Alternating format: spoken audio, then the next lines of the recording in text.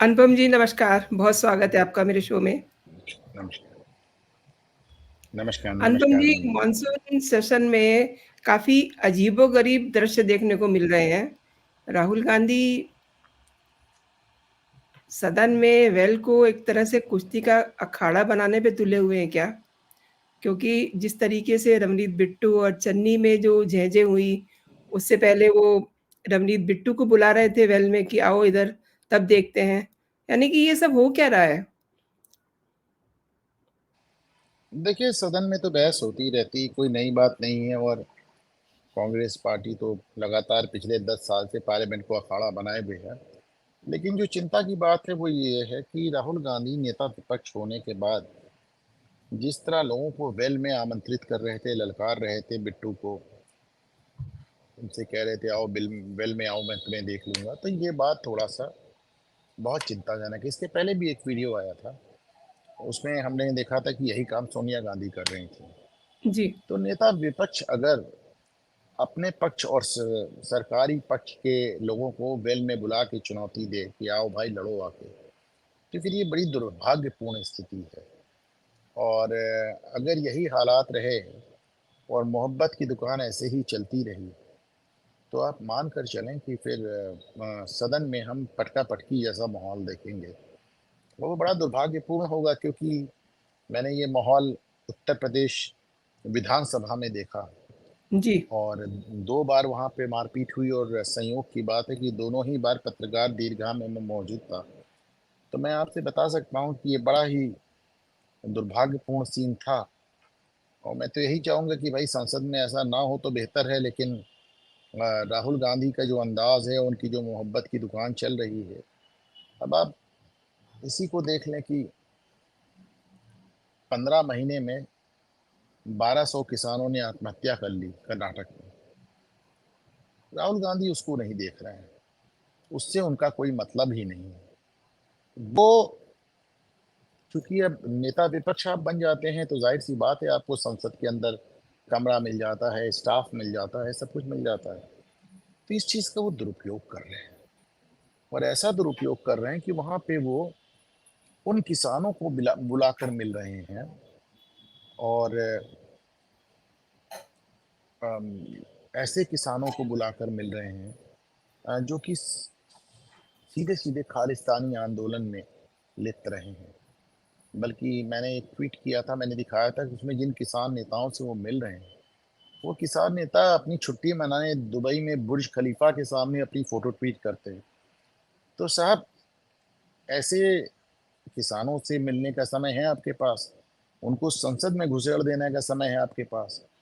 लेकिन जो आपकी अपनी सरकार में 15 महीने में 1200 किसान आत्महत्या कर रहे हैं, तो आपके पास ये समय नहीं है कि आप उन किसानों से मिल सकें जाकर, या फिर अपनी सरकार से ये पूछ सकें कि भाई ये क्या हो रहा है।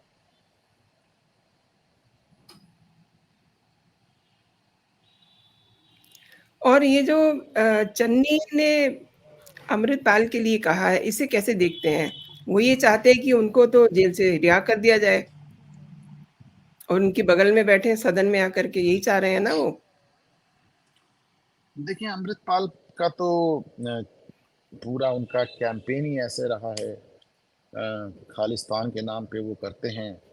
उनका तो वीडियो आया था, उन्होंने कहा था मेरी भारत के संविधान में कोई ये श्रद्धा नहीं है, कोई यकीन नहीं है।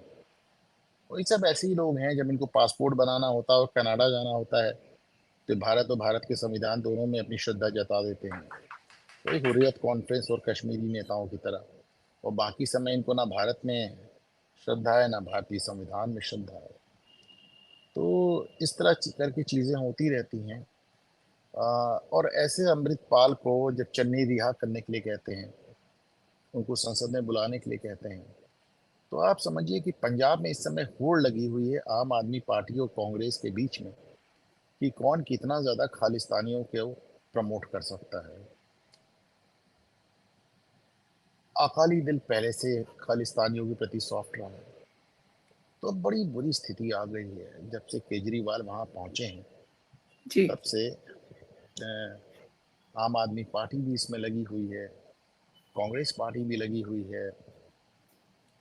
और अकाली पहले से लगे थे। अब ये बड़ी दुर्भाग्यपूर्ण स्थिति है, क्योंकि हमें भूलना नहीं चाहिए कि इन खालिस्तानियों ने ही राहुल गांधी की दादी की हत्या की थी। लेकिन उन्हें इन सब चीज़ों से कोई फ़र्क ही नहीं पड़ता, वो तो खुलेआम उनको सपोर्ट कर रहे हैं। और अब किसानों को देखिए, वो फिर से 6 महीने का दाना पानी लेकर दिल्ली की तरफ कूच कर रहे हैं। तो उनको भेजने वाली आम आदमी पार्टी की सरकार और दिल्ली में उनका स्वागत करने वाली आम आदमी पार्टी की सरकार, जो थोड़ा बहुत हरियाणा में परेशान हो जाते हैं, वरना तो एकदम तमाशा मचा के रखा हुआ है। नहीं, ये जिस तरीके से रवनीत बिट्टू और चन्नी के बीच में तू-तू मैं-मैं होती है, ये सब चीज़ें बहुत बहुत बुरा साउंड करती हैं। देखिए, क्या-क्या नहीं बोल बिट्टू हैं, दिया। बिट्टू हैं कौन, आप समझ लीजिए। बिट्टू के जो दादाजी थे बेन सिंह, वो पंजाब के मुख्यमंत्री थे, और खालिस्तानी आतंकवादियों ने उनकी हत्या कर दी थी। तो चन्नी कहते हैं कि साहब, उस दिन तो सिर्फ हत्या हुई थी, वो मरे आज हैं, जब आप भाजपा में गए हैं।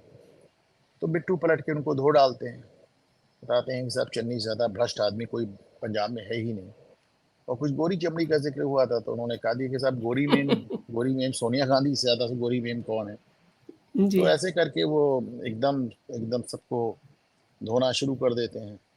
अब धोना शुरू कर देते हैं, तो राहुल गांधी इसमें टूट पड़ते हैं, चूंकि सोनिया गांधी का नाम आ गया था। और राहुल गांधी टूट ही नहीं पड़ पाते हैं, वो इस तरह की बात भी करने लगते हैं कि साहब, वेल में आइए, हम आपको देख लेंगे। और बिट्टू वेल की तरफ चल भी देते हैं, अगर उनको भाजपा के सांसद पकड़ नहीं ये लेते। रोकते नहीं तो। तो हाँ, तो एकदम पहुंच गए होते। तो बड़ा एक बुरा हाल है मनिंदर जी, क्या कहा जाए। अनुपम जी, मतलब ये सवाल मैंने इसलिए किया है कि अब क्या ये ऐसे ही दृश्य देखा करेंगे क्या? आगे हम लोग, जिस तरीके से विधानसभाओं में हम लड़ाई-झगड़े देखते रहे हैं। मुझे तो लगता है किसी दिन जो है, पता चला कि हम यही बात कर रहे हैं कि फलाँ ने फलाँ को पटक दिया। देखिए, एक जिम्मेदार विपक्ष की भूमिका होती है, राहुल गांधी इसको निभाने के लिए तैयार नहीं है। आपने तो पूरे 10 साल देखा इस बात को। नीति आयोग की एक भी बैठक में एक भी विपक्षी मुख्यमंत्री नहीं आता। ममता बनर्जी कहती हैं कि प्लानिंग कमीशन वापस लाओ। आज मनविंदर जी, हम अपने दर्शकों को बताते हैं प्लानिंग कमीशन और नीति आयोग में फर्क क्या है। जी, जी, बिल्कुल। प्लानिंग प्लानिंग कमीशन में केंद्र सरकार जब कुछ कहती थी, प्लानिंग कमीशन जो कहता था, राज्यों को वो मानने के लिए विवश होना पड़ता था। नीति आयोग सिर्फ नीति बनाता है, सलाह देता है, थिंक टैंक की तरह काम करता है, स्ट्रैटेजी बनाता है, पर उसकी बातें राज्यों पर अ, कोई जबरदस्ती नहीं कि आप मानिए ही। यानी नीति आयोग राज्यों के लिहाज से ज्यादा फायदेमंद है। प्लानिंग कमीशन आपके ऊपर हावी हो जाता था। प्लानिंग कमीशन जो कहता था, अगर प्लानिंग कमीशन ने कुछ कहा होता तो ममता बनर्जी जी को मानना पड़ता। नीति आयोग अगर कह रहा है, तो ममता बनर्जी हो या कोई भी राज्य का मुख्यमंत्री हो, उसको मानने के लिए बाध्य नहीं है। तो भाई, राज्यों के लिए ज्यादा फायदेमंद क्या हुआ? नीति आयोग। आपको उसमें फ्रीडम मिला, लेकिन आप कहते नहीं प्लानिंग कमीशन बेटर था। तो ना मीडिया इस बात को उठाती है, ना भारतीय जनता पार्टी इस बात को कभी समझा पाती है कि साहब देखिए, नीति आयोग ला के क्या फायदा हुआ। तो ऐसा ही है। नहीं, मैं इस चीज़ को समझना चाहती हूँ अनुपम जी, कि बाकी के जो इंडी ब्लॉक के लोग थे, उन लोगों ने तो ऑलरेडी बहिष्कार किया हुआ था। लेकिन ममता किस स्ट्रैटेजी के तहत आती हैं? देखिए, ये लास्ट इवनिंग में किसी से मिलती नहीं है, केजरीवाल की वाइफ़ से इनकी मुलाकात होती है और फिर नीति आयोग की बैठक में जाती हैं और वहाँ पर बहाना कर देती हैं कि मुझे मौका नहीं दिया गया। एक तो आजकल ये बहुत आम हो गया है कि मेरा माइक बंद कर दिया है, मुझे बोलने नहीं देखिए, दिया जा वो रहा है। निर्मला सीतारमन ने आके इस बात को समझाया। उन्होंने कहा कोई माइक वाइक नहीं बंद हुआ था, हर मुख्यमंत्री को बोलने के लिए एक समय दिया गया था। इस मीटिंग का जो संचालन है, वो राजनाथ सिंह जैसे वरिष्ठ मंत्री कर रहे थे, रक्षा मंत्री। तो जब आपका समय हो जाता है, तो रक्षा मंत्री जो माइक होता है, उसको एक बार टैप कर देते हैं, आपको जताने के लिए कि आपका समय हो गया। और भी कई मुख्यमंत्री थे जिनको लगा कि उनकी बात पूरी नहीं हुई है, तो टैप करने के बाद भी बोलते रहे। ममता बनर्जी ने उसी टैप को एक बहाना बना के वॉकआउट कर दिया। तो मेरा ये मानना है कि ममता बनर्जी जो पिछली नीति आयोग की किसी बैठक में नहीं आ रही थी, और आज जब विपक्ष का एक भी मुख्यमंत्री नहीं आया, केवल ममता आई, तो पहले से जाहिर था कि वो यहाँ पे एक स्टंट करने आई हैं। ऐसा ही नहीं, ममता ने कल इस बात को कहा भी था। उन्होंने कहा था कि अगर दिक्कत होगी तो मैं वॉकआउट कर जाऊंगी। तो वो बैठक में शामिल होने नहीं आई थी, वो वॉकआउट करने ही आई थी, और वो वॉकआउट कर गए, और उन्होंने उसको तमाशा बना दिया।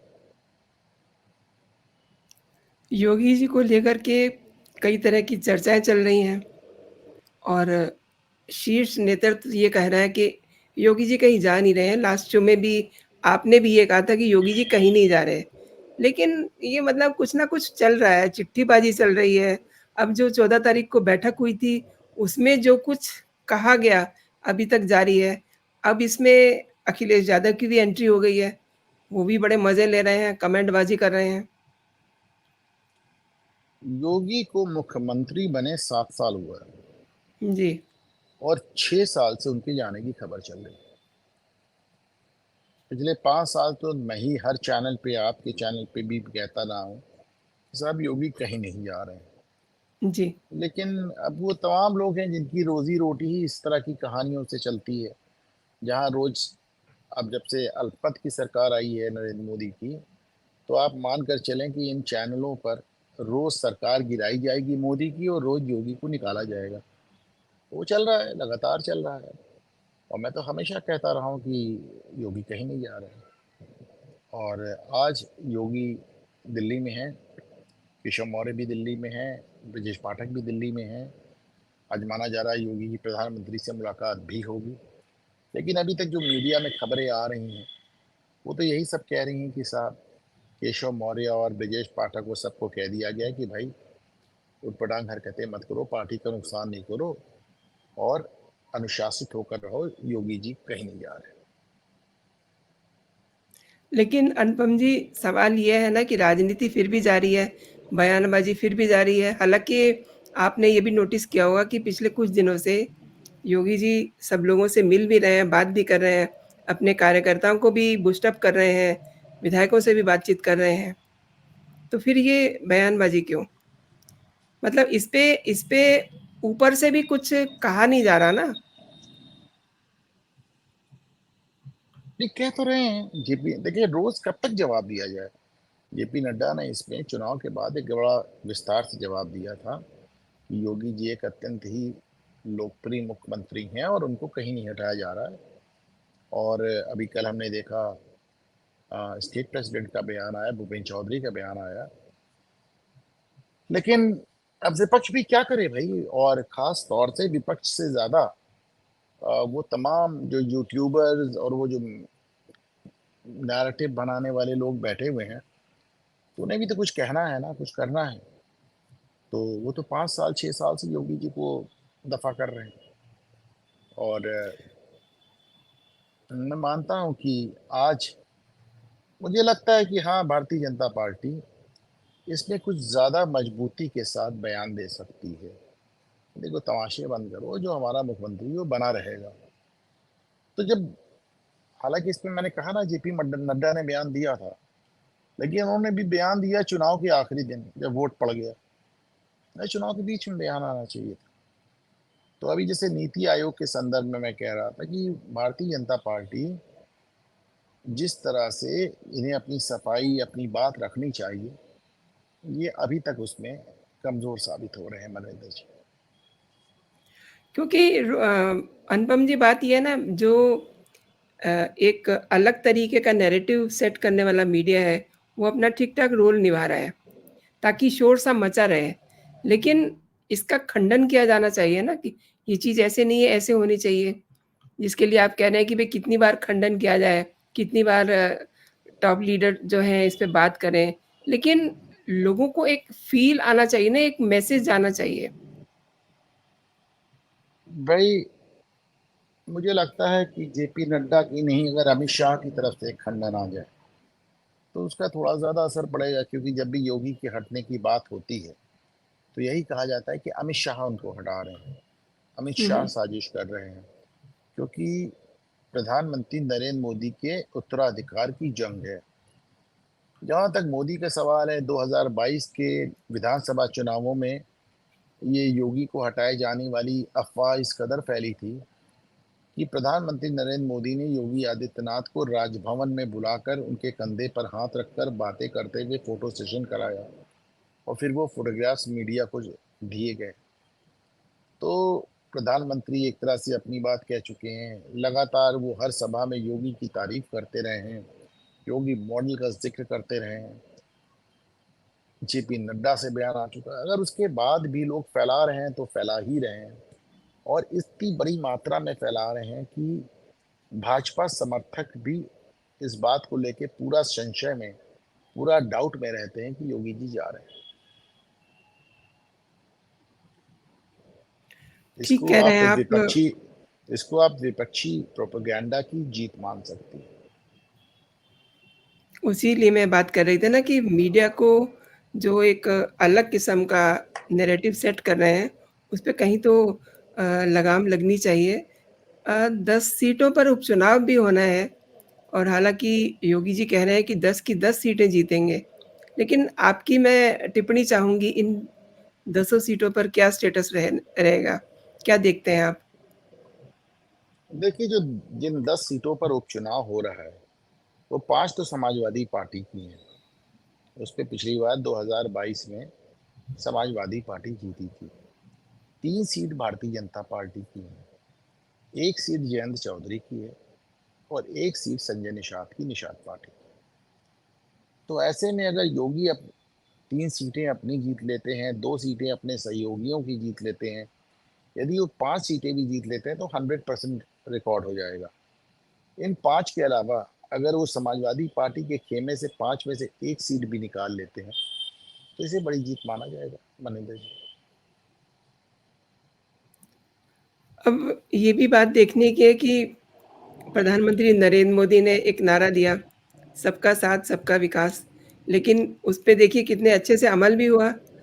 अब तो ये लगता है कि शायद प्रधानमंत्री नरेंद्र मोदी ने ये सब करके शायद से कुछ पाप कर दिया है, जिसे योगी जी को भुगतना पड़ रहा है।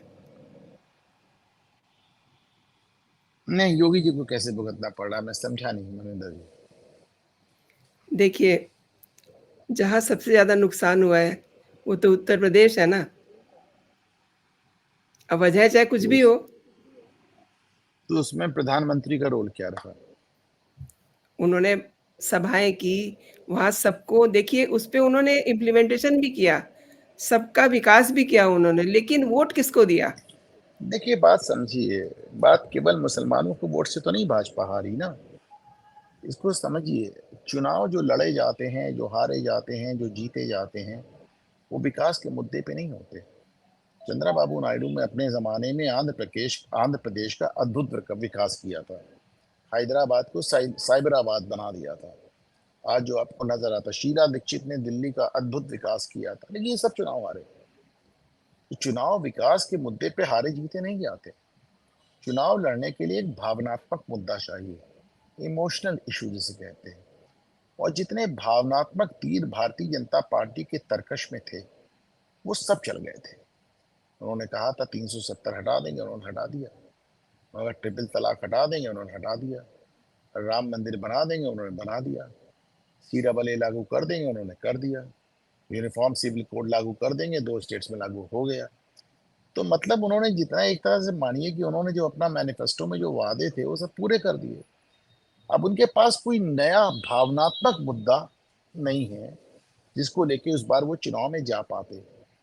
तो फिर वो मोदी का चेहरा और मोदी का विकास लेके चले गए। दुर्भाग्य इतना है कि इस देश में विकास के नाम पे ना चुनाव लड़ सकते हैं और ना जीत सकते हैं।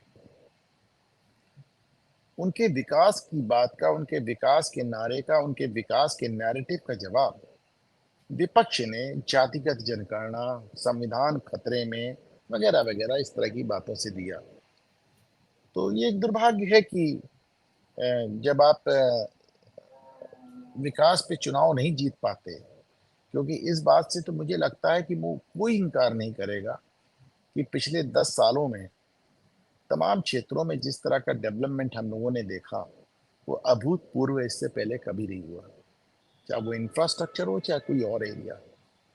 लेकिन अगर वो न विकास विकास भी अगर आपका जातिवाद के सामने फेल करता है, तो ज़ाहिर-सी बात है फिर हर आदमी को उसी हिसाब से अपनी चुनावी रणनीति बनानी पड़ती है।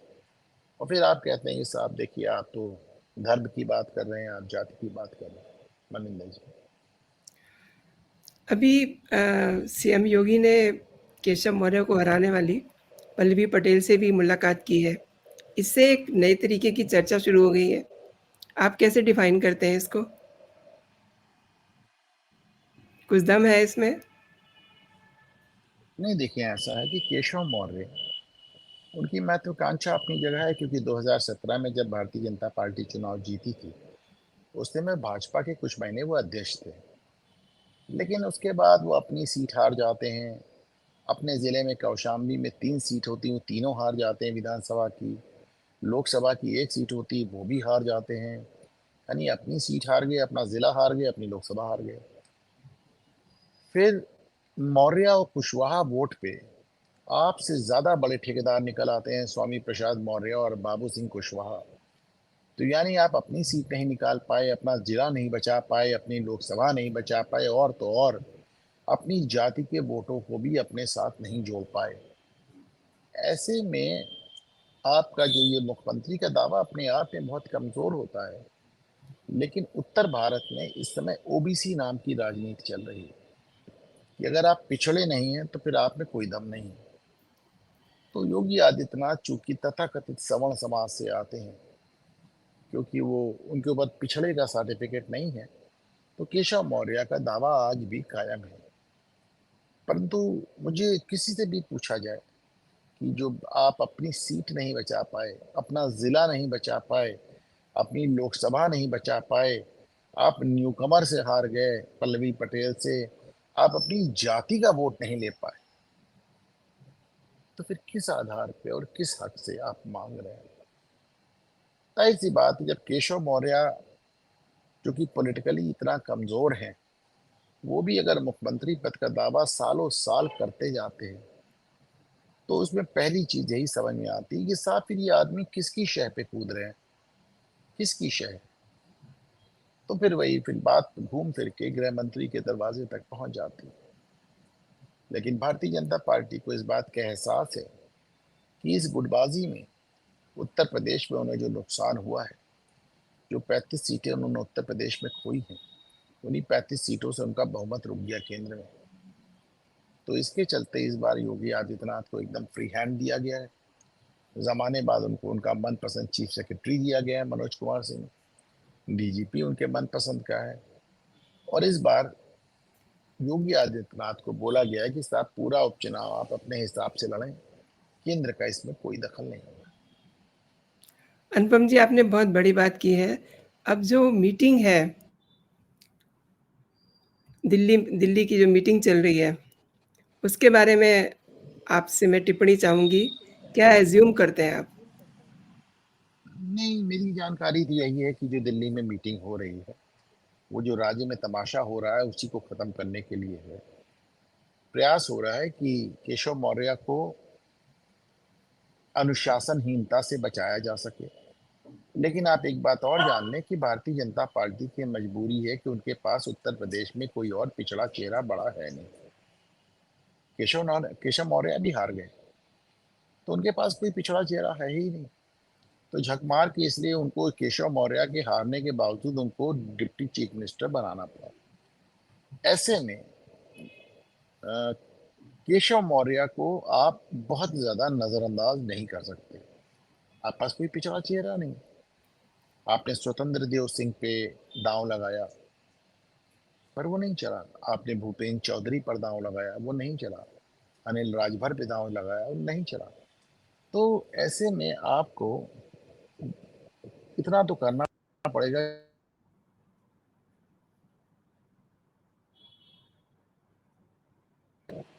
केशव मौर्य को आप चाहें या ना चाहें, आपको कहीं ना कहीं अकोमोडेट तो करना पड़ेगा। लेकिन आप योगी आदित्यनाथ की सरकार को डिस्टर्ब करने का भी अब जोखिम और नहीं उठा सकते। आपको लगेगा कि साहब उसका आपने फल भुगत लिया। तो जो दिल्ली में आज बैठक हो रही है, बेसिकली वो दोनों पक्षों में एक सामंजस्य बैठाने की, समझौता कराने का प्रयास है।